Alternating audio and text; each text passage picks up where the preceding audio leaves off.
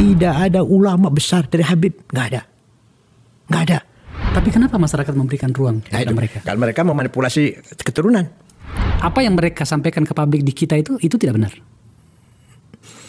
Berarti terbuka dengan situasi yang seperti ini, terbuka peluang kekuasaan justru memanfaatkan kelompok Islam. Begini, walhasil Pak Jokowi tidak senang saya kalau saya ingin terpilih lagi di NU.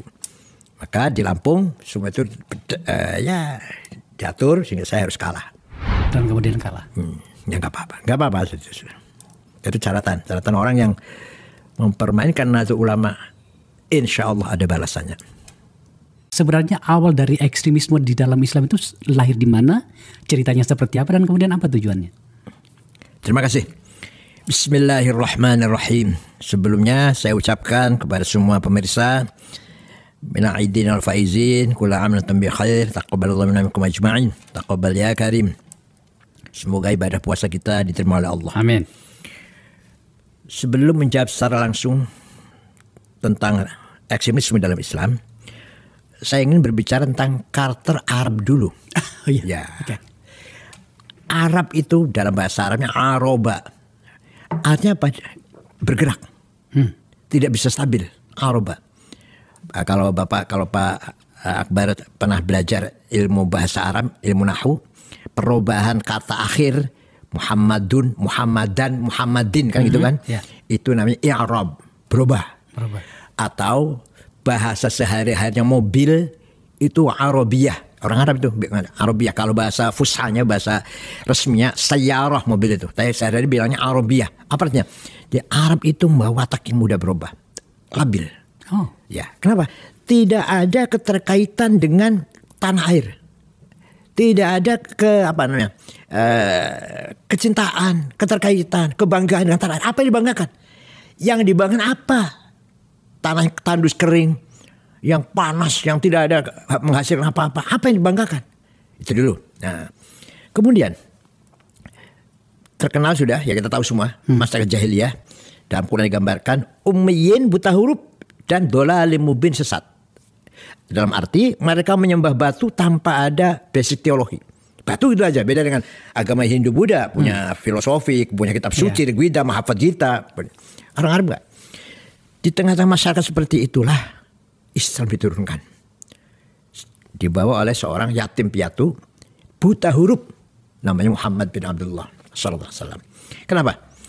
Ternyata hikmah yang paling besar adalah Tuhan mempercayakan agama Islam kepada orang Arab agar segera cepat menyebar. Arab nomaden. Tidak akan berat, tidak ada rasa berat meninggalkan tanah lahirnya, nggak ada rasa berat sama sekali. Mudah sekali tersebar. Maka coba pikir, agama mana yang tersebar baru 40 tahun sudah sampai ke perbatasan Cina, bahkan masuk ke Cina sudah, masuk ke Cina, Asia Tengah semua Islam sudah, Afrika Persia, Utara. ya semuanya hanya selama 40 tahun. Luar biasa kan? Di samping Afrika Utara sampai ke Maroko, paling ujung barat. Kemudian masuk ke Spanyol. Hanya butuhkan kalau Spanyol tahun 90-an ya, 90 Hijriah sudah berarti sudah 90 tahun. Walhasil dalam 40 tahun sudah sampai ke Afrika, sudah sampai ke Asia Tengah semuanya. Itu karena berkat Arab yang nomaden. Nah, akan tapi mukjizat Islam, terutama mukjizat Al-Quran, terutama bahasa Al-Quran, setelah diikuti Islam itu oleh orang-orang yang non-Arab, terutama bangsa Persia terutama, yang sudah berperadaban ribuan tahun, maka bahasa Persia yang diperlakukan kelas 2, mawali namanya bahasanya, kelas 2, yang bukan orang Arab. Mereka merebut posisi keilmuan, peradaban. Yang membangun peradaban dalam Islam orang Persia, bukan orang Arab. Bukan orang Arab. Bayangkan, yang menggagas menyempurnakan tulisan Arab supaya sempurna. Dulu nggak ada titiknya, Pak. Tulisan Arab tanpa titik. Mushaf Utsmani, mushaf tulis saya di Utsman, saya punya fotokopinya. Nggak bisa baca saya, nggak ada titiknya. Batasan nunnya sama. Yang pertama kali bikin titik bukan orang Arab. Namanya Abul Aswad Ad-Du'ali tahun 59. Kemudian setelah ada titik bikin harokat. Fathah, domah, kasroh, fathaten, domaten, kasroten, tasdid, sukun. Bukan orang Arab. Orang Persia, namanya Khalil bin Ahmad Al-Farahi di tahun 175. Orang Farhad, orang Afghanistan kalau sekarang lah. Kemudian lahir ilmu tajwid supaya bahasa Qurannya benar. Orang Arab baca sahabat baca Qurannya benar, tapi tanpa teori. Lahir teori tajwid di tilawatil Quran, memperbaiki baca Quran. Bukan orang Arab. Namanya Imam Abu Ubaid Qasim bin Salam. Orang mana tuh? Orang Persia. Oke. Yang merawat hadis ada 10 orang. Bukan orang Arab satupun. Tidak ada orang Arab satupun. Bukhari, Muslim, Abu Dawud, Tirmidzi, Nasa'i, Ibnu Majah, Daraqutni, Darimi, Ibnu Khuzaimah, Al-Hakim. Bukan orang Arab. Imam 4 yang terkenal itu 2 Arab, 2 bukan. Yang Arab Malik dan Syafi'i. Hanafi dan Ahmad bin Hanbal bukan orang Arab. Imam Ghazali, Haramain, Baqillani, Ar-Razi, Sanusi, Ad-Dasu bukan orang Arab. Walhasil, peradaban dibangun oleh orang ajam, bukan orang Arab. Kenapa? Itu menunjukkan bahwa ternyata Islam berkembang bukan di tempat kelahirannya. Peradabannya loh ya, peradabannya. Lahir di Arab, tapi perkembangannya mengibarkan bendera peradaban Islam sehingga Baghdad menjadi pusat peradaban dunia waktu itu selama 400 tahun. Khalifah Al-Nasid, Ma'mun, Mu'tasim, Al-Wathiq, Al-Mutawakkil, 400 tahun lah kira-kira. Baghdad menjadi pusat peradaban dunia itu ketika dibangun oleh orang-orang ajam itu non-Arab, banyak Persia. Itu dulu. Nah, udah. Jadi Arab menjadi Islam menjadi peradaban, Islam menjadi agama peradaban, Islam bawa misi peradaban, budaya, akhlak itu disumbang andil besar orang-orang yang non-Arab. Memang semua sumbernya dari Rasulullah sumbernya. Tasawuf spiritual, Abdul Qadir Jilani, Imam Al-Junaidi, itu apalagi misalkan Al-Karhi, Syed Asyikti, Al-Ghazali, bukan orang Arab. Coba yang membentuk konsep bagaimana membangun hati, membangun spiritual, kekuatan thawra ruhiyah, revolusi spiritual supaya manusia menjadi betul-betul manusia yang sempurna dan perfect dalam sisi spiritual, bukan orang Arab. Sumber-sumbernya dari Quran, sumber-sumbernya yang membangun itu bukan orang Arab. Nah, itu dah. Ringkas cerita.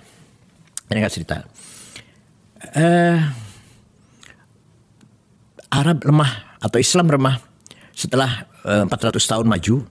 Begitu lemah, kepemimpinan khilafah diambil oleh kelompok Turkmenistan, Turki, yaitu turunan Taghralbek yang terkenal dengan Ottoman.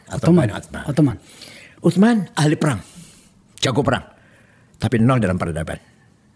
Kata ulama sedikit lah, ya ada sih tapi katakan nggak ada. Sampai bisa mengalahkan Romawi. Jadi yang tadinya bukan musuh ya, yang berhadapan dengan satu-satunya yang berhadapan dengan Romawi. Tapi setelah Ottoman berkuasa mampu mengalahkan Bizantium tahun 1450. Bizantium hilang dari peta bumi.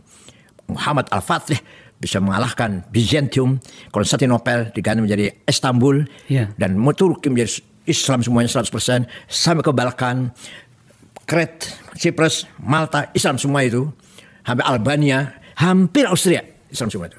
Itu kehebatannya Ottoman. Sayangnya itu kekurangannya, mereka kembali tidak mengarabkan, tidak membahasa Arab administrasi itu loh. Administrasi negara tidak bahasa Arab, tidak bahasa Turki. Oh, ya, maka di situ kemunduran peradaban Islam. Dari sisi keperang, dari sisi ekspansi memang hebat mereka. Dari sisi mengisi peradaban kualitas Islam berhenti di situ, berhenti. Itulah yang terkenal dengan abad pertengahan. Para ulama di situ berkutat pada elaborasi, mensyarahi atau meringkas. Itu abad pertengahan, abad ke-8, istilah sejarahnya begitu. Ternyata semakin merosot. Yang kita banggakan misalkan Universitas Al-Azhar juga kualitasnya semakin mundur. An-Nizamiyah di Irak juga semakin merosot. Walhasil datanglah era modern ini. Era modern dari satu sisi luar biasa. Bukan berarti agama Islam tidak mampu membangun peradaban, tapi karena kemunduran politik, ekonomi merosot, maka peradaban pun mundur, surut. Eropa bangkit. Malah Raja Sultan Muhammad Ali Mesir itu memanggil Inggris supaya datang ke Mesir untuk membangun masyarakat Inggris, bukan menjajah. Inggris pertama kali diundang. Bukan ekspansi, bukan. Beda dengan Italia atau Prancis, bukan. Walhasil sadar umat Islam dengan kekurangan, sadar Islam dalam posisi yang sangat mundur. Era kebangkitan mulai bangkit. Ternyata wilayah-wilayah Islam sudah dikangkangi oleh seluruh wilayah Islam dikangkangi oleh kolonial. Irak, Mesir, Sudan dijajah Inggris, Suriah, Lebanon, Tunis, Aljazair, Prancis, Libya, Itali, Indonesia, Belanda, dan seterusnya lah. Kiai Hasyim Asy'ari, seorang kiai yang sangat arif, sangat bijak, mempunyai pandangan sangat jauh. Tahun belasan, tahun 12 atau tahun 13, 14 lah. Beliau sudah tahu, ini sistem khilafah akan bubar. Sistem khilafah akan hancur. Nanti kalau ya sudah hancur, sudah nggak ada sistem khilafah, akan berdiri negara sendiri-sendiri. Di Jawa kata bukan Indonesia bukan, akan berdiri negara di Jawi ini. Ketika nanti akan berdiri negara sendiri di Jawi ini, jangan sampai kita meninggalkan agama atau masyarakat Jawa tidak beragama. Maka pada tahun 14, 15, Kiai Hasyim Asy'ari sudah mengeluarkan jargon sangat terkenal, hubbul waton minal iman. Artinya nasionalisme bagian dari iman. Itu luar biasa. Beliau mengintegralkan antara nasionalisme dan teologi. Anda nasionalis harus beragama, Anda beragama harus nasionalis. Itulah pondasi utama NU. Bahkan mengatakan bahasa Arab, man mata la ajli watani mata syahidan. Barang siapa mati demi tanah air, mati syahid. Wa man khana watanihi halalun damuh. Barang siapa berkhianat kepada negerinya, boleh bunuh. Halal darahnya itu boleh bunuh, tapi enggak kafir. Tidak kafir, soal itu Tuhan lah kafir. Betul. Tahun 1924 khilafah bubar. Dibubarkan oleh Mustafa Kamal Atatürk. Ya. Sistem khilafah sejak zaman Abu Bakar sampai tahun 1924 bubar. Ya dengan segala faktor lah, kelemahan di dalam internal sendiri atau begitu pula bagaimana luar lah. Faktor eksternal juga enggak karu-karuan waktu itu. Ini apa artinya? Artinya umat Islam terjadi perubahan sejarah yang luar biasa. Yang dulu sentralistik, satu pemimpin khilafah. Dan di situ ada Ada faktor agama. Kita harus taat pada ulil amri. Benar maksud khilafah maksudnya. Atiullah terus ulil amri minkum. Enggak boleh melawan ulil amri itu. Katanya kita punya teologis, dasar teologis. Setelah khilafah, ikut siapa? Apakah presiden? Apakah raja itu yang ulil amri itu? Ini pembahasan. Nah, setelah khilafah tidak ada, masyarakat Arab, terutama Arab dan Islam tidak punya pemimpin. Terjadi kekosongan. Ya. Berkali-kali ulama kumpul dari India, Pakistan barangkali sekarang ya, dari India, dari Afrika, ingin mengembalikan lagi khilafah, gagal. Nah, di situ terjadi luar biasa, keadaan sangat luar biasa. Pertama kali tokoh Arab yang mendirikan partai politik untuk melawan penjajah dengan semangat nasionalis. Semangatnya tapi sama sekali tidak beragama, tidak semangat agama, yaitu Partai Ba'ath yang didirikan oleh seorang tokoh dari Damaskus beragama Kristen Ortodok namanya Mitchell Aflaq.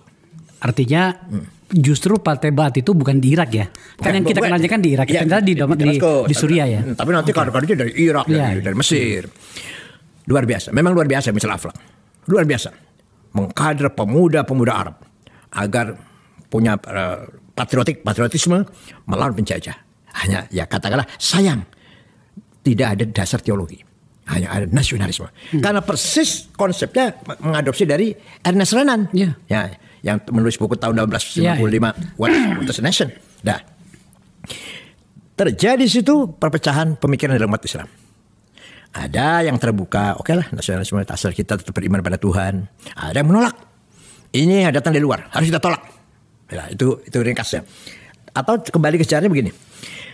Setelah Ba'ath berkembang, mulai lahir pemimpin Ba'ath, Jamal Nasir, Sa'ad Zaglul, Ahmad Urabi, yang di Mesir, yang di Irak, Hasan Bakar, nanti akan punya murid Saddam Hussein, yang di Suriah atau Karim Qasim nanti akan punya murid anak buah Hafid Asad, dan di Sudan dan di Arab semuanya lah, Muammar Gaddafi, Abdul Salam Jalud, Habib Bourguiba.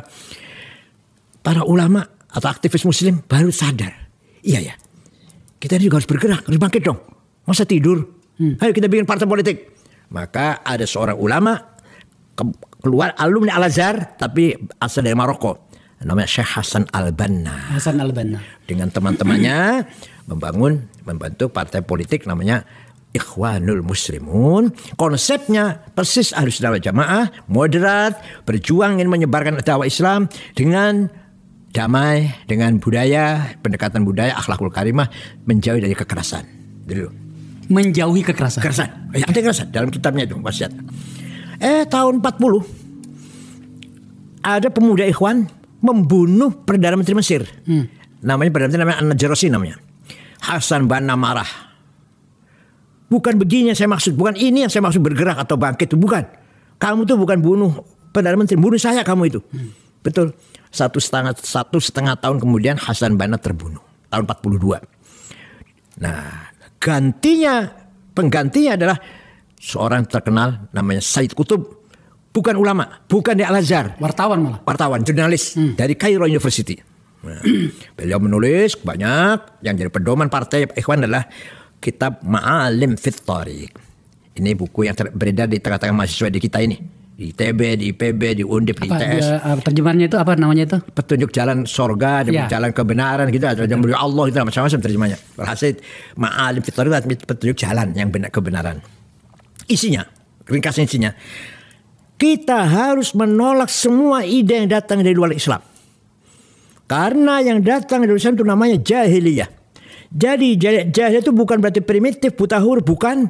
Tapi dia adalah sistem pemerintahan, sistem politik yang tidak berdasarkan Quran dan hadis. Itu namanya jahiliyah. Apa itu contohnya? Mereka cerita, komunisme, kapitalisme, sosialisme, nasionalisme juga jahiliyah. Bahkan nasionalisme pun dianggap jahiliyah. Nah itu, di situ luar biasa. Luar biasa apa? Akibat pendapatnya Ikhwan seperti itu terjadi situasi Arab Timur Tengah yang sangat luar biasa. Pemuda-pemuda yang punya semangat ingin merubah keadaan semua ikut terpengaruh, banyak terpengaruh. Mengalahlah Ikhwan di Mesir, Sudan, di Syria, di Irak sedikit tapi di Suriah. Kalau di Saudi melarang, Ikhwan dilarang Saudi. Walhasil begitulah. Di Qatar ada di Qatar. Bergerak ayo, bergerak. Jamal Nasir bersikap keras. Pokoknya bersikap memusuhi Ikhwan Muslimun. Walaupun ketika revolusi tahun 53 itu Juli Republik itu Ikhwan mendukung gerakannya Jamal Nasir waktu itu. Walhasil mereka mencoba kudeta tahun 65. Gagal. Tokoh-tokoh Ikhwan 6 orang digantung di Tahrir Square. Said Qutb, Zaki Muhandis, Al-Asmawi, Hussein Hudaybi, Umar Tilmisani dan seterusnya. Ditonton oleh rakyat. Nah, Ikhwan dilarang, ternyata tidak bubar. Lahir, muncul kelompok yang lebih radikal lagi. Namanya Jamaah Takfir wal Hijrah. Kalau kita di sini takfirin namanya di Indonesia. Itu yang mendirikan namanya Syukri Ahmad Mustafa. Tahun 69. Tadi kan tahun 65 kejadiannya kan. Tapi munculnya itu 69. Semua orang kafir. Kulum kafaroh. Kulum katanya. Al-Azhar kafir semua itu. Kalau yang menerima konsep nasionalisme, yang menerima hidup bersama-sama dengan orang non-muslim, bekerja sama non-muslim, kafir semuanya. Man lam yahkum bima anzalal faulaikul kafirun. Barang siapa tidak menjalankan hukum Allah, kafir. Itu kan Quran. Itu Quran tuh. Barang siapa tidak menjalankan hukum Allah, kafir. Kalau kafir kita perangin. Itu hasil itu doktrinnya. Mereka lah yang berhasil pertama kali membunuh Menteri Agama, Menteri Auqafnya. Namanya Dr. Husain Al-Zahabi. Tidak lama membunuh wartawan senior. Wartawan senior namanya Yusuf As-Sibai Al-Ahram. Kemudian puncaknya membunuh Presiden Anwar Sadat tahun 81, 5 Oktober 81. Terang-terangan ketika beliau sedang upacara. Nah, itu namanya takfiri. Hosni Mubarak jadi presiden, mereka dibabat. Ternyata nggak bisa habis. Masih banyak di Gurun Sinai. Di padang pasir di Sinai masih sampai sekarang, yang pernah ngebom sholat Jumat di kota Ismailiyah pernah. Nah, di antara pemimpin takfiri lari karena mereka sudah mau dicari, mau dihukum mati. Namanya Aiman Al-Zawahiri. Ya, lari ke Afghanistan. Nah, berhenti dulu ya. Berhenti dulu. Nah, sekarang Afghanistan dulu namanya Raja Muhammad Daud. Kemudian terjadi revolusi, jadi republik, ternyata didukung oleh Soviet, komunis. Tapi kurang komunisnya. Kurang apa? kurang komunisnya. Maka di kudeta oleh siapa itu namanya? Babrak Karmal. Ya. Babrak Karmal yang paling kejam. Ya. Komunis tulen nih. Betul-betul komunis. Kumisnya tebel itu. Ya. memang mereka orangnya, Afghanistan orangnya posturnya tinggi, kuat, kekar orangnya. Hidup padang pasir yang sangat keras. Ya, kemudian walhasil sampailah Soviet invasi sampai ke Afghanistan, targetnya sampai ke Pakistan, targetnya Soviet. Saudi Arabia, Raja Fahd membuka pendaftaran, membuka apalah. Ayo kita jihad. Kita biayain, kita danain berapa saja. Pelatihnya dari Amerika, pelatihnya bagaimana perang lah. Semua pemuda-pemuda Islam daftar. Dari Pakistan, Saudi banyak, Pakistan, Bangladesh, India, Indonesia, Malaysia. Yang heran dari Eropa pun banyak. Muslim Perancis, Muslim Inggris, Muslim Austria apa ya? Austria. Dari Perancis itu 1.500. Dari Inggris ratusan. Saya juga heran tuh. Dari Eropa banyak. Perempuan juga banyak dari Eropa itu. Jihad, ingin jihad. Nah, jihad. Ringkas cerita Soviet lari. Kalah lah, menyerah. Lari meninggalkan Afghanistan. Raja Fahd memanggil mereka. Udah selesai, jihadnya sudah. Mujahidin sudah bubar. Ayo pulang. Yang pulang banyak. Kembali dari sana di Saudi banyak. Yang ke Pakistan juga banyak. Tapi kalau dari Pakistan mereka kebanyakan tidak pulang ke daerahnya, tapi bermarkas di perbatasan utara. Pakistan utara berbatasan dengan Afghanistan. Sampai sekarang masih sering ada bom ledak situ. Sampai sekarang. Ada yang tidak mau pulang. Yang tidak mau pulang antara lain tokoh namanya Usamah bin Laden. Jumpa dengan Ayman Zawahiri yang lari dari Mesir tadi. Mendirikan Al-Qaeda. Oke. Itu sih. Al-Qaeda kita semua tahu. Jadi modal yang diterima dari Saudi dan latihan perang mereka terima dari tentara Amerika dimanfaatkan sebesar-besarnya untuk melawan Amerika sendiri, mengusir Amerika dari Afghanistan. Dah, waktu Taliban datang ke kantor PBNU, saya datang pertama kali atas undangan Pak Yusuf Kala, waktu itu wakil presiden, kata Pak JK datang ke PB ya, ke sana, 11 orang. Cuma itu jebolan tahanan apa? Guantanamo ya. Guantanamo ya. Saya bicara. Tapi waktu itu mereka cuma mau ngomong semua. 11 orang itu mau ngomong semua. Nah, saya jadi bicara masih sebentar. Kesempatan saya bicara. Di Indonesia ini Pak, begitu merdeka kita tidak ribut masalah konstitusi dulu. Bahkan di situ waktu itu ada 7 kata yang artinya berkewajiban mengamalkan syariat Islam. Itu dicoret dan NU Kiai Wahid Hasyim bapaknya Gus Dur mendukung, menerima. 7 kata dicoret. Kenapa? Karena perintah atau restu dari bapaknya Hasyim Asy'ari.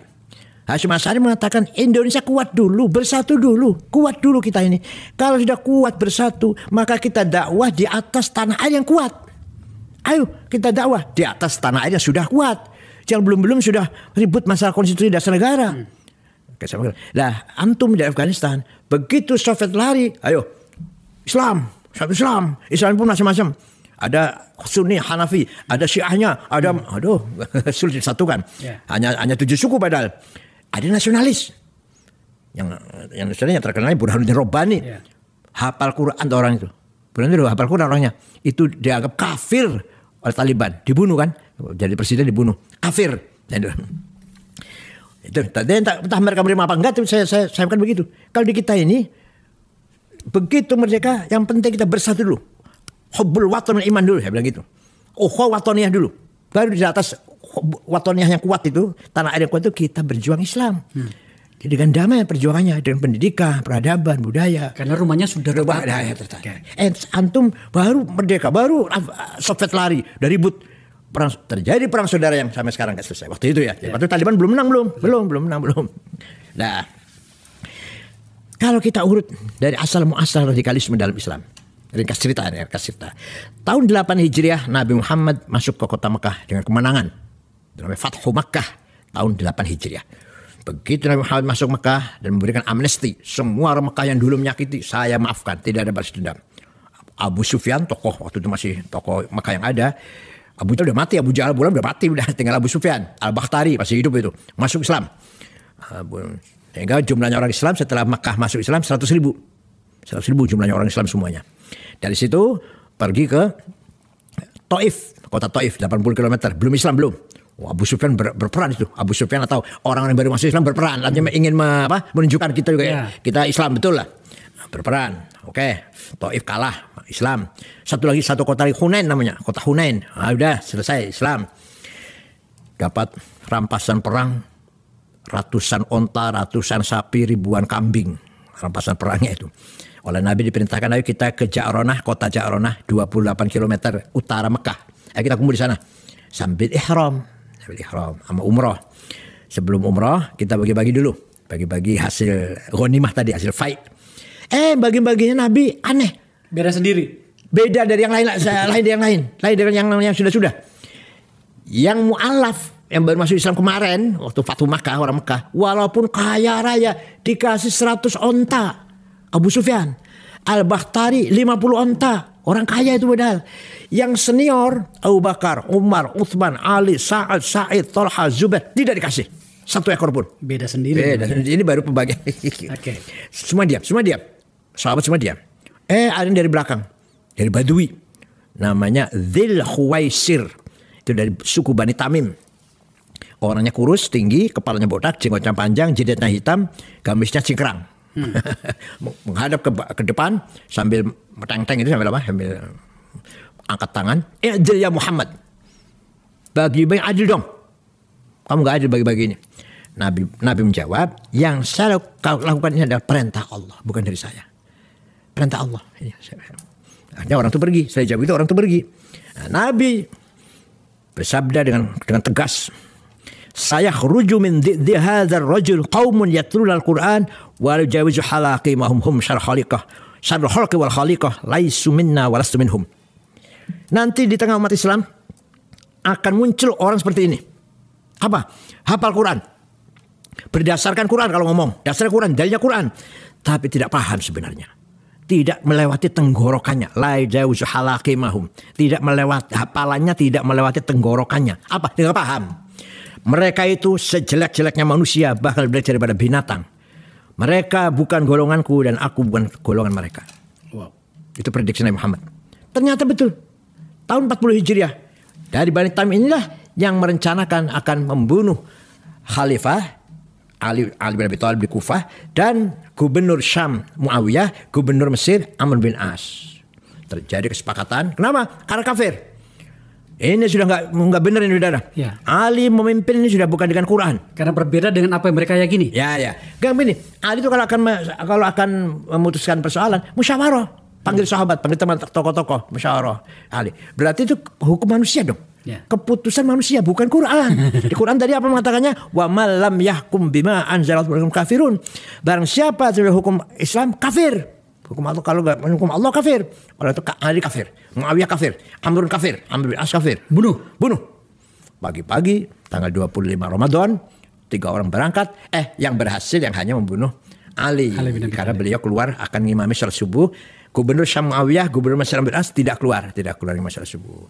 Terjadi di situ gerakan namanya Khawarij yang terdiri dari suku-suku Badui, ahli bahasa, ahli pidato, bahasa Arabnya masih murni. Ahli debat dengan bahasa Arab yang fasih, dan mereka menganggap semua orang kafir karena tidak menjalankan hukum Al-Quran. Nah, neo Khawarijme sekarang ini lahir di mana-mana. Kenapa? Karena faktor apa? Putus asa dalam memahami agama Islam. Putus asa, ragu bahwa Islam membawa menjanjikan apa? Kemajuan, kesejahteraan atau keadilan. Faktanya ini semua kepala negara Timur Tengah nggak ada yang benar kata mereka ini. Ya. Semua kepala negara di Timur Tengah, baik raja maupun amir maupun sultan maupun presiden, nggak ada yang benar. Semua zalim semuanya. Membiarkan Palestina dicaplok oleh Israel. Ya. Sampai pemimpin Palestina pun bisa disogok, bisa disuap. Gitu. Yasser Arafat bisa disuap. Mahmud Abbas juga bisa disuap itu semuanya. Hasil macam-macam lah. Hafid Asad udah jual dataran tinggi Golan itu jual itu. Nah, hasil. Apalagi Anwar Sadat mau berdamai. Terjadi secara masalah. Generasi muda yang putus asa dalam memahami agama Islam karena faktor kenyataan yang nyata. Pak Kiai, saya salah sedikit. Mereka putus asa itu karena faktor politiknya, di mana para elitnya ternyata tidak seperti yang mereka bayangkan. Hari ini kan kita lihat, bahkan di negara-negara di Arab itu kami pernah membahas di forum ini, malah berbaikan dengan Israel. Atau mereka putus asa karena nilai-nilai yang dibawa itu kok tidak seperti yang digambarkan, tidak seperti yang mereka pahami. Apakah karena faktor itu? Nah, kalau tadi ada dua, memang ada dua. Arab ada yang terbuka membuka sebebas-bebasnya seperti Libanon, Tunis, Mesir masih separuh-separuh lah ya. Bebas pergaulan, budaya bebas. Ada yang semakin rapat, semakin tertutup. Iya. Libya waktu itu ya, Libya atau ya Saudi. Kalau sekarang beda sudah berapa nih? Waktu itu ya. Saudi malah menjadi sangat dekat sekali. Walhasil generasi muda putus asa. Sudah bosan, jenuh mengatakan atau mengharapkan bahwa Islam membawa peradaban, membawa kesejahteraan, melahirkan keadilan. Enggak percaya. Lah keputusan ini melahirkan dua. Satu menjadi ekstrem radikal, udah bunuh aja semua ini pemimpin Arab ini. Yang satu lagi menjadi ateisme. Nah. Itu maksud saya. Saya pernah membaca sebuah artikel ya di luar gitu, bahwa ada kecenderungan remaja-remaja atau anak-anak muda Muslim di kawasan Arab sana, termasuklah di Iran bahkan, itu malah mereka meninggalkan Islam. Ada yang menjadi Kristen, apakah Katolik atau Protes, ada yang bahkan menjadi agnostik ya, gitu ya. Saya tidak mampu membayangkan kalau kemudian ini juga masuk ke kita. Bagaimana Islam di tempat kita ini itu menjadi bagian dari kebudayaan hidup kita sehari-hari. Saya butuh catatan menyangkut itu, Pak Kiai. Nah, kenapa terjadi begitu? Karena memahami Islamnya sebagai akidah dan syariah. Islam dipahami hanya agama akidah dan syariah, teologi dan ibadat. Seharusnya Islam agama peradaban. Islam agama ilmu pengetahuan. Satu yang saya contohkan. Tidak ada kitab suci manapun yang mengatakannya, yang mempertegas bahwa kebenaran harus dengan ilmu pengetahuan. Enggak ada. Saya baca Bible. Hanya Quran yang mengatakan waliya'lamal ladzina utul ilma anil haqqu mir rabbik. Al-haq, kebenaran dengan utul ilma, dengan ilmu pengetahuan. Itu ada dalam Al-Quran. Iya dong, ya ada.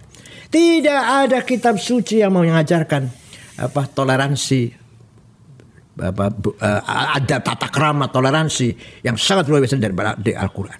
Lah, kalau begitu pertanyaannya, kenapa kemudian kita, setidaknya yang di kita ini, termasuk di kawasan Arab, Qatar, Uni Emirat Arab, tampaknya lebih maju ya. Bahkan Uni Emirat Arab itu bahkan sudah bisa mengirim roket ke luar angkasa. Tapi pada negara-negara dengan karakter seperti kita, kenapa tampaknya seperti mengabaikan ilmu pengetahuan?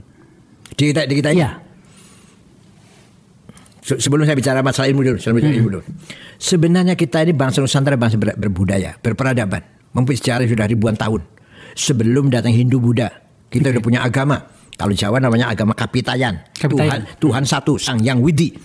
Sing tan keno kinoyo opo yen ono malah dudu. Yang maha satu yang enggak seperti apa-apa. Kalau kita umpamakan seperti ini, seperti itu, bukan. Dan punya ajaran tata krama, hormat orang tua, hormat guru, hormat teman kawan, amanah, bisa dipercaya. Sudah itu, ajaran itu sudah ada semua tuh dalam kitab-kitab Jawa itu. Tinggal datang teologi Islam mengatakan Tuhan ada Allah namanya. Oleh orang Jawa diterima dengan gegap gempita lah ya. Artinya ini yang saya cari. Terbuka menerimanya. Nah, sangat beda sekali orang menerima tauhid ini. Orang yang berperadaban dan orang yang tidak berperadaban. Ketika orang tidak berperadaban menerima agama Islam, seakan-akan satu-satunya kebenaran di situ, dan itu harus kita perjuangkan. Harus dibela mati-matian, yang lain salah semuanya. Karena tidak punya background budaya, ilmu pengetahuan. Beda orang Persia tadi, orang Persia yang ahli, yang sudah membangun peradaban. Gak ada radikalisme dalam Persia, gak ada.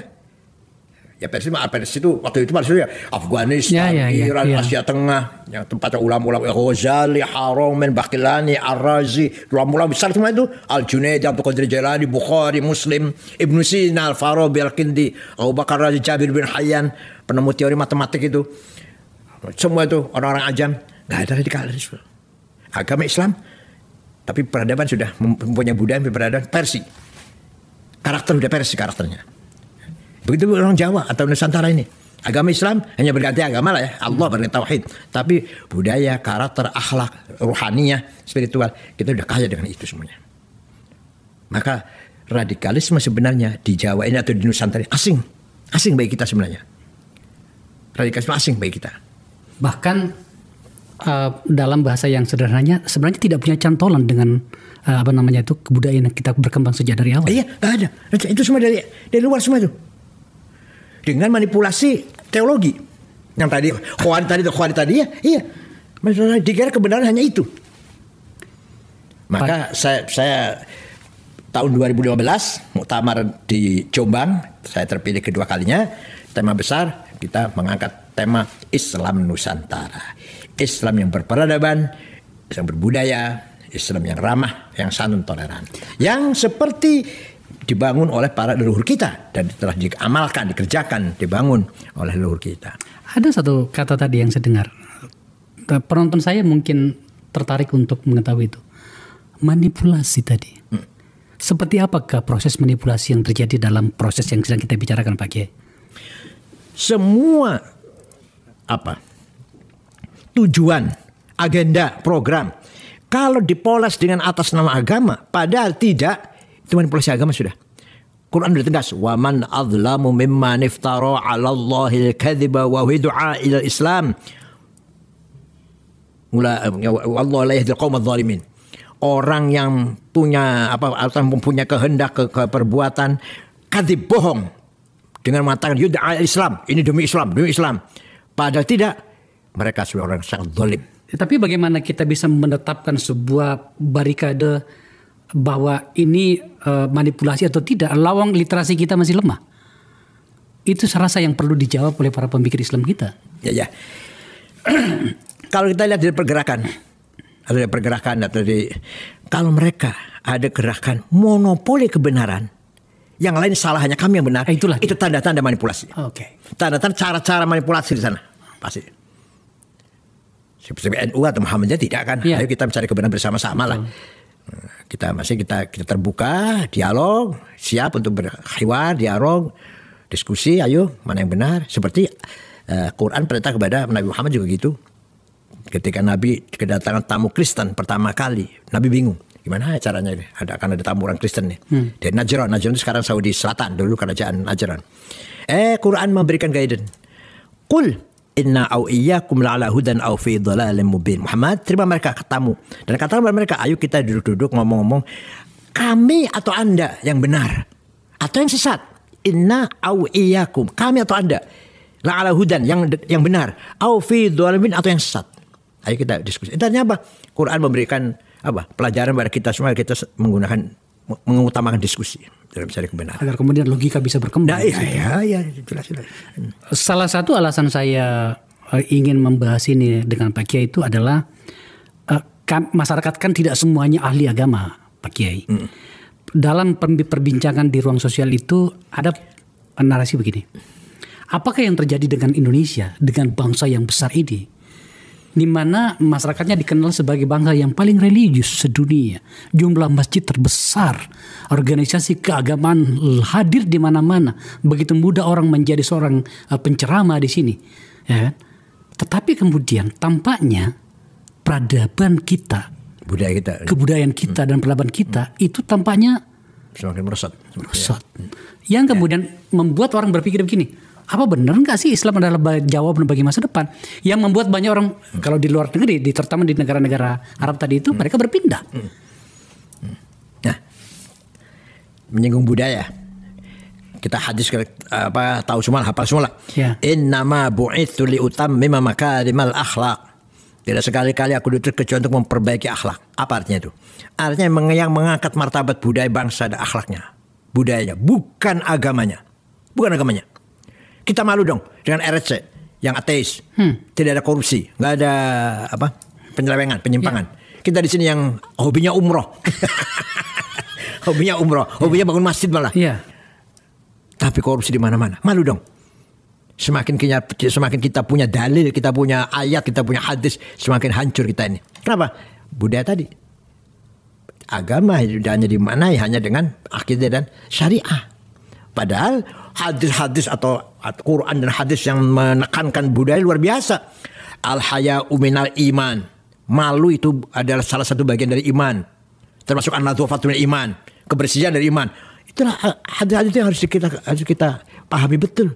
Sampai Pak Kiai, bagian saya tertarik betul soal ini. Sampai pada bagian ini.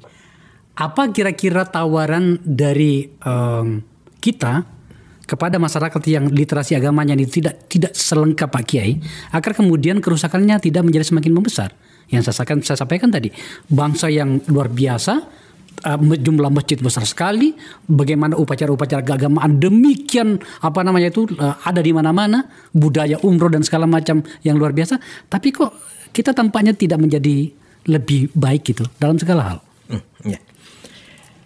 Pertama, kehilangan kedua, kehilangan panutan. Kehilangan apa? Figur yang layak diikutin atau yang kita bangga menjadi ikutan. Ya. Baik di mana-mana, terjadi mana-mana di NU, di Muhammadiyah atau di mana lah. Tapi bagaimanapun ya di NU masih punya benteng, itu pesantren. Walaupun tidak menjamin juga saya keluar pesantren pasti baik, nggak jamin juga. Tapi bagaimanapun pesantren masih dianggap al-hisnul hasin, benteng moral, benteng budaya, benteng akhlakul karimah. Masih ada anggapan seperti itu masih. Nah, tinggal contoh qudwah hasanah. Setiap umat terjadi contoh, harus ada panutan. Setiap umat, setiap generasi. Nabi Muhammad menjadi contoh, Abu Bakar jadi contoh, Umar jadi contoh, Utsman jadi contoh, Ali jadi contoh, dan seterusnya. Dalam Islam itu contoh itu apakah figur atau sistem? Dua-duanya. Sistem baik kalau nggak ada figur yang melaksanakan. Persoalan juga. Betul. Tapi yang saya heran. Kenapa RRC yang ateis bisa membangun pemerintah yang bersih, pemerintahan yang bahasa Arabnya istiqomah, bahasa Arabnya istiqomah dengan undang-undang aturan. Kita yang bahasa religius yang rajin melanggar undang-undang. Malu kita ini. Kenapa? Karena budaya kita, karakter kita yang belum beres. Maka dalam Quran juga dikatakan, yatul alim ayat wa zakihim. Muhammad ajarkan mereka Quran, mereka atau orang Arab, dan karakter bangun dulu. Baru wa yu'allimul kitab, baru ilmu. Karakter dulu baru pendidikan. Urutan Qurannya begitu. Yatul alim ayat sampaikan Quran pada mereka. Yuzakihim, karakter harus dibangun mereka akhlaknya. Setelah itu wa yu'allimul kitab, ilmu pengetahuan. Ada satu hal yang harus saya sampaikan di sini, Pak Kiai, tapi memang sedikit agak sensitif. Tidak apa-apa. Ada sekelompok masyarakat yang tampaknya memobilisasi persepsi hingga kemudian seakan-akan bahwa kalau berbeda dengan mereka maka itu bukan Islam. Yang saya maksud itu adalah orang menyebutnya dari Yaman itu gitu. Kita butuh penjelasan seperti apa itu. Mohon maaf, sebenarnya mereka tidak punya otorita ilmu pengetahuan. Iya.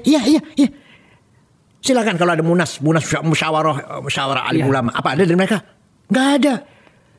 Kalau tetap aja kalau sekarang jago-jagonya yang ahli ilmu pengetahuan agama, Gus Baha contohnya, kayak Afifuddin dari Situbondo, itu yang kalau musyawarah yang diskusi agama, hukumnya cloning gimana, hukumnya Jumatan di kantor seperti apa, hukumnya bunga bank apa, hukumnya keluarga berencana, walhasil hukumnya macam-macam. Terukur banget ilmu pengetahuannya. Iya, berdasarkan literatur, kalau nggak pakai Quran hadis, ijma konsensus ulama atau kias analogi. Itu mereka gudangnya. Kalau yang generasi dulu yang tua, Kiai Ali Maksum Jogja, Kiai Maimun, Mbah Mun, Kiai Ahmad Siddiq, itu luar biasa itu. Lebih tinggi lagi Kiai Wahab, Kiai Bisi Samsuri, kakeknya Muhaimin itu, Kiai Anwar Musaddad Garut. Itu yang megang otorita agama. Rujukan agama. Rujukannya. Tidak ada satupun keturunan Yaman yang mempunyai kemampuan seperti ini. Hanya mereka Habib keturunan Rasulullah di tengah masyarakat ngajak selawatan. Iya. Ada nggak sih dengar nggak Bapak?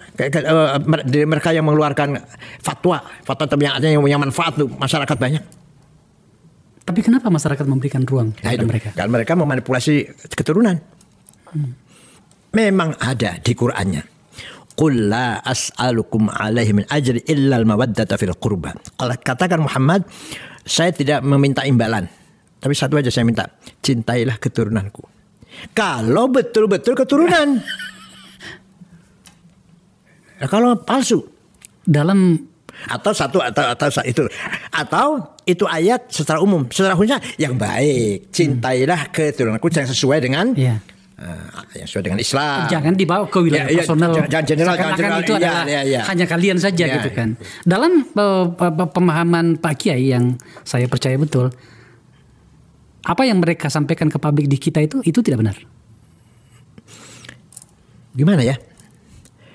Dulu mereka itu sebagai sebagai dituakan di tengah masyarakat, diminta doanya, diminta kehormatan, titik di situ. Tidak sebagai tokoh pemimpin pergerakan, bukan.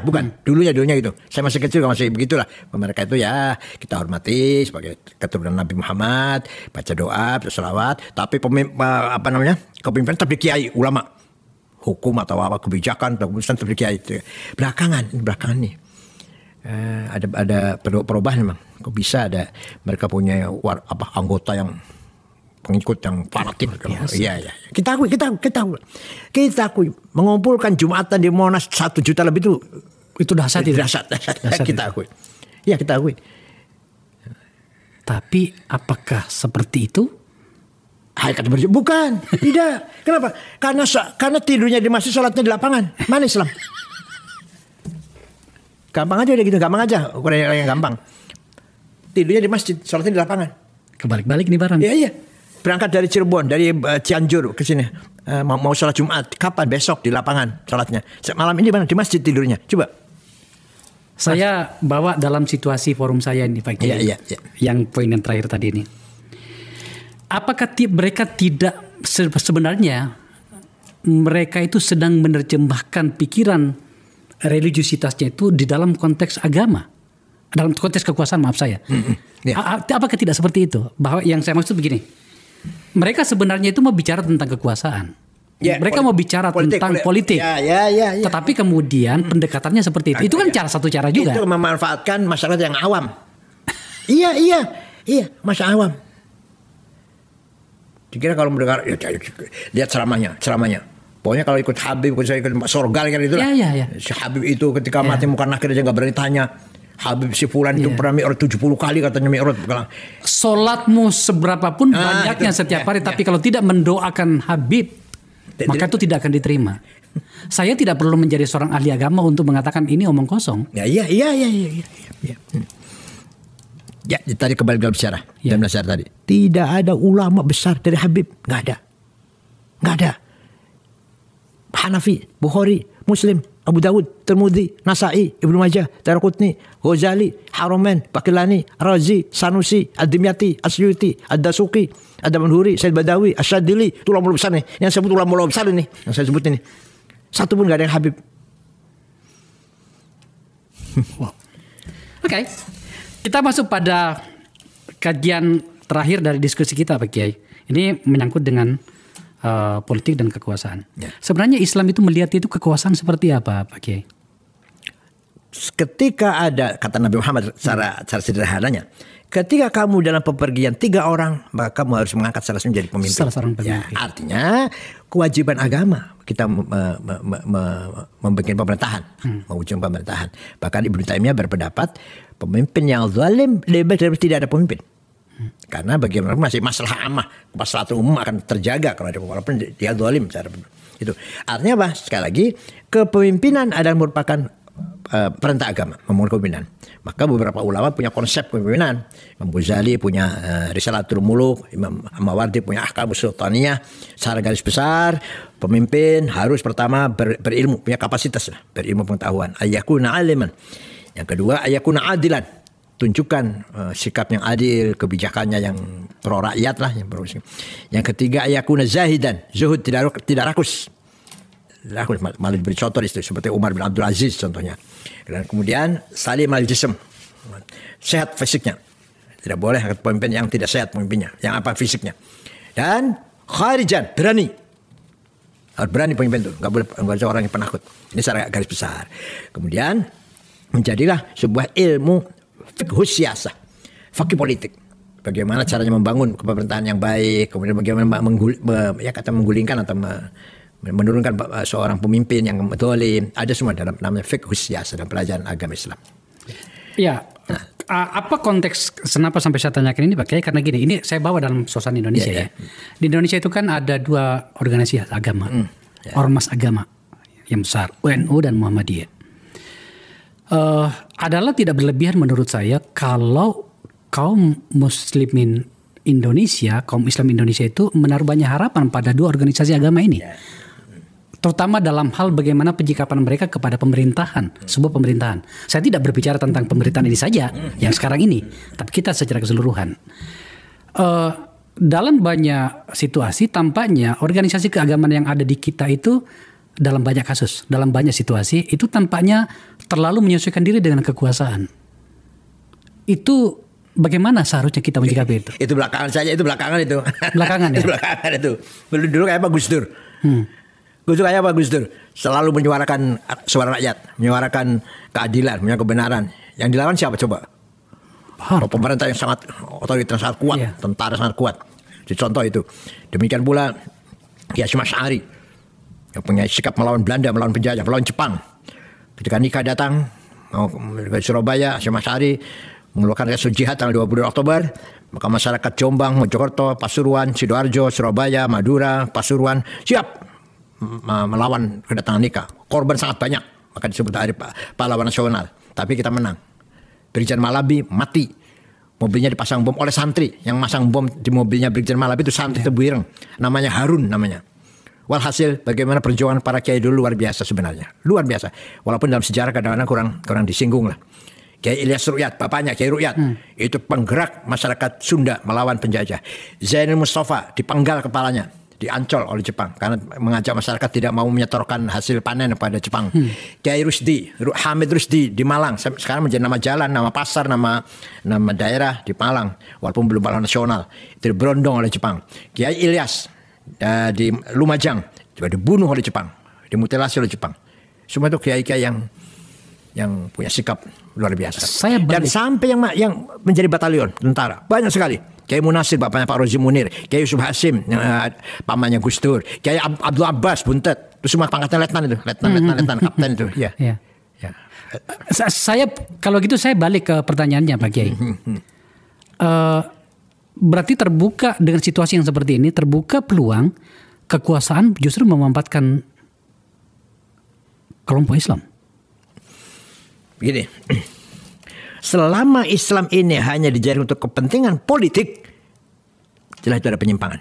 Pasti ada penyimpangan. Sesimpel itu. Iya, sesimpel itu. Gampangannya gitulah. Maka kewajiban NU dan Muhammadiyah sebagai kekuatan civil society, amar ma'ruf nahi mungkar. Bukan hanya dengan kekerasan, dengan kudeta bukan. Tapi ayo, bagaimana sih? Kita mari bergandengan tangan bersama-sama. Seperti apa? Seperti ini. Harus kita sikapi seperti apa? Korupsi luar biasa. Semakin jahat daripada Orde Baru korupsi sekarang ini. Semakin luar biasa. Harus seperti apa kiai-kiai ini? NU Muhammad. Gak boleh diam. Minimal ngomong dong. Atau nulis. Bukan berarti kita angkat senjata. Bukan. Apa solusinya? Kenyataan sudah seperti ini. Luar biasa. Harus bersikap. Sekarang kalau ada berita korupsi miliar, gak kaget saya. Ini triliunan ini. Ratusan triliun. Pak Kiai, mohon maaf saya harus menanyakan, ketika Pak Kiai Said sebagai ketua PBNU tarikan membawa NU masuk ke kekuasaan dengan berbagai versi dan cara itu terjadi ya? Kita punya sayap, yaitu PKB. Itu partai politik yang dibangun oleh NU oleh PKB. Waktu itu yang deklaratornya 5 orang, Gus Dur, Kiai Ilyas, Kiai Munasir, Mustafa Bisri, Kiai Muhyiddin Muzadi, kakaknya Kiai Hasyim Muzadi. Artinya apa? PBNU telah menyediakan wadah. Ini loh, sarung politik warga ini melalui partai PKB. Silakan. Maka semua urusan politik kita lewatkan pada PKB. Seperti Hari Santri, waktu saya jadi ketua, undang-undang pesantren, supaya kita lewat PKB. Menolak 5 day school. Nah, kalau sekolah 5 hari, anak pulang sore, madrasah nganggur itu. Madrasah swadaya masyarakat yang punya madrasah itu. Yang ngajari alif bata, ngajari al-fatihah, ngajari... Walhasil alhamdulillah, ya waktu saya jadi ketua umum, melalui PKB semuanya berhasil. Undang-undang pesantren yang tadinya ada beberapa poin yang kontroversi, yang mengatakan bahwa Kementerian Agama harus menjadi apa itu dia? Pelindung apa penasihatnya kiai. Enggak, saya tolak itu. Mitra, jangan pelindung yang penasihat. Nanti kepala KUA kecamatan bisa perintah kiai pesantren. Artinya kalau ada upaya dan tampaknya pernah terjadi tidak lama dari hari ini mencoba memisahkan NU dengan PKB itu melanggar sejarah ya. Pengkhianatan itu. Kita beri kebebasan. NU tidak harus PKB, tetap NU. Walaupun tidak milih PKB tetap NU. Al-Ahsan Jamaah tetap ibadah, fikron, hamalan, akidahnya, pikirannya, cara berbuatannya. Tapi NU menyediakan wadah politik ini loh PKB bikinan kita. Terserah mau masuk ke situ gitu, ya. Tapi sudah disiapin. Ya. Tapi dalam hal ini memang sangat berat, nggak gampang. Menyatukan sikap politik NU itu tidak gampang.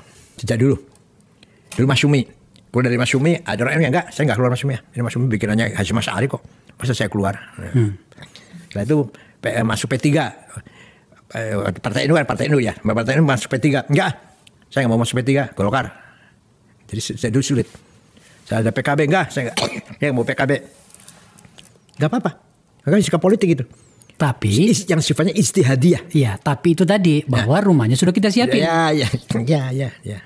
Jangan kemudian apa namanya itu bahkan mengumumkan ke publik bahwa tidak harus di PKB. Itu kan bisa memecah umat juga. Prinsipnya begini ya, ajaran Islam sebenarnya begini ya. Setiap ada kemungkarotan, penyimpangan, kita harus berbicara, ngomong, harus berpendapat, harus bersikap. Afdhal jihad kalimatu haqqin amama imamin jair. Jihad yang paling utama adalah berani mengatakan kebenaran di depan penguasa yang zalim, yang menyimpang, yang melanggar. Nah, sekali ya itu kan letternya seperti letternya.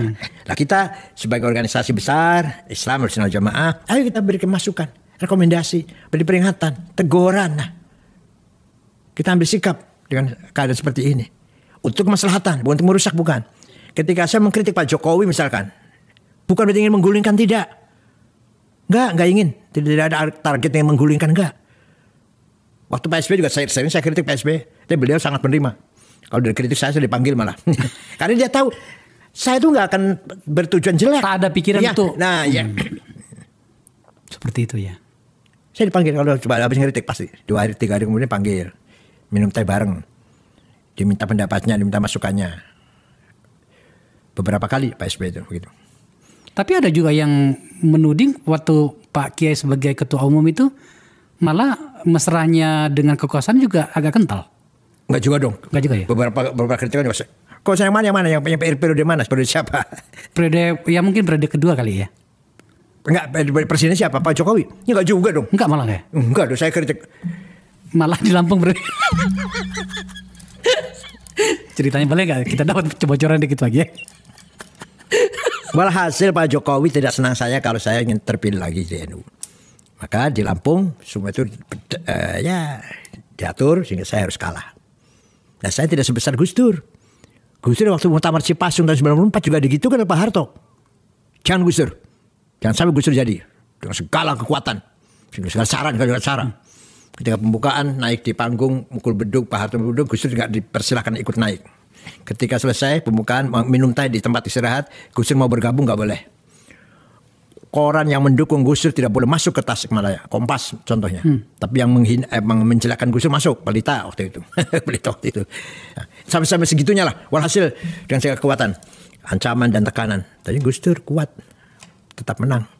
Saya tidak sehebat Gus Dur. Dan kemudian kalah. Ya nggak apa-apa.